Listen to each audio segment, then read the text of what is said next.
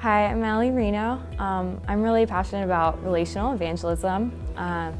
And so how I kind of incorporate that in my life now is I have a lot of sorority sisters that I really care for very deeply. And they kind of like to joke that I'm a package deal with God because when I'm friends with them, they understand I care about them. So if I care about them, I'm going to share things I love with them. And one of those is God. So, they like to joke that, if you talk to me, you're going to hear some about how much I love God. It's definitely something that really shapes my relationships now, but it wasn't always that way. Despite growing up in a Christian family and going to church regularly, I was not actually a believer. I did not have a relationship with Christ. If you asked me at the time, I would have said I was a Christian, but I did not have a relationship with Christ until freshman year. I believed a God existed, and I believed it was the Christian God from the Bible, but that was about it, and I absolutely did not want a relationship with him. Like, I was adamant about not wanting one. But despite that, I had a lot of Christian friends in my life, and they were very influential on me and had very large impacts. And one of those was a girl named Emily Ferris.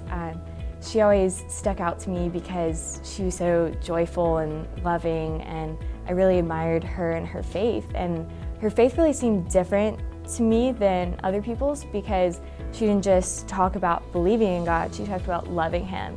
It was really evident that she loved God, not just believed in him. And that was really new for me because I believed in a God, but I didn't love him at all like she did. So it really just stuck out to me as different. Fast forward to our freshman year at Clemson, even the first week of school, she texted me saying, "Hey, come to Cru, I really like Cru, why don't you come with me?" And it wasn't like awkward because it was something she loved, so of course she's gonna be like, "Hey, I like you, I like Cru, why don't you come to Cru?" So it just kind of was a thing that she always did, and I'd always be like, "No thanks, that's not really for me. I'm not really into that kind of stuff. It's not really who I am. Get that's you, but it's not me."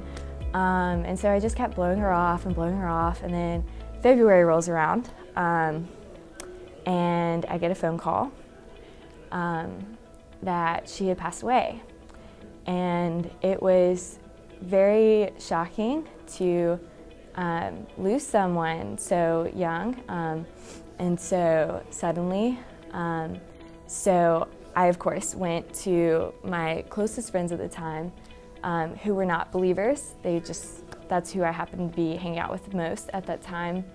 And they didn't really know how to respond to that. It scared them. It reminded them of their own mortality and made them think, what do I believe about death? So they kind of didn't want to talk about it, and we're like, okay, well, you deal with that, but we don't really want to talk about it. So that was very hard. And then shortly after I started getting those responses from friends, Emily's mom reached out to me and was like, "I heard you aren't in a campus ministry at all, and I really think you need to be in a community right now because you cannot be going through this alone." And so she threatened to actually take me from my dorm room and take me to Cru because she was going that Tuesday. And so she's so stubborn, more stubborn than me, and I'm pretty stubborn. So I was like, okay, I'm gonna go, I'll do it. And instantly I was just overwhelmed by how they loved me so well and cared for me, even though I didn't believe what they believed at the time. And I wasn't I didn't love God like they did at all, but they still loved me anyways. And it just had a huge impact and really made me realize that they loved me like that because they had God's love, and that God, just like them, he was waiting for me to come, just waiting, and he loved me the whole time, and he wasn't judging me or anything like that. He was just waiting to love me when I was ready.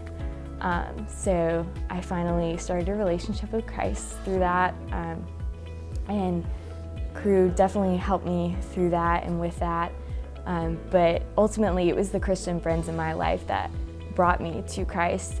Emily's just model for me of being someone who openly loved Christ and shared that with her friends because she loved her friends really was what spoke volumes to my life, and was more impactful than any sermon I had ever heard, and just really showed me what relational evangelism is and why it's so important.